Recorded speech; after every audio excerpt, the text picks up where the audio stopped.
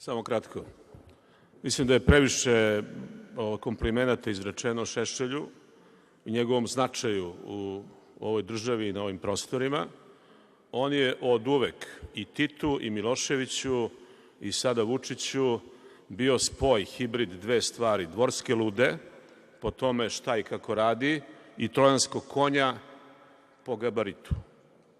I njegova uloga je bila da kompromituje sve ono što ima bilo kakve veze sa nečim što je normalno u Srbiji, bilo da je to politički, bilo da je to deo tradicije, bilo da je to bilo šta što ima bilo kakve veze sa tim da građani Srbije, Srbi, svi ostali država Srbija budu normalna zemlja.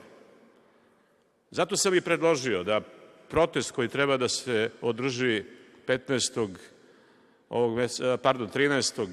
aprila u subotu, ovde ispred, na ovom platovu, traje do 9. maja, jer 9. maj je dan, između ostalog, dan pobede nad fašizmom. I to je nešto što nam je neophodno. Bilo da je taj fašizam u kvazi opoziciji kao što je Vojislav Šešelj, bilo da je taj fašizam na vrhu vlasti ili svuda okolo gde postoji masa ljudi, manjina, ali i dalje veliki broj koji žele da na krilima fašizma ostvare bilo materijalni, bilo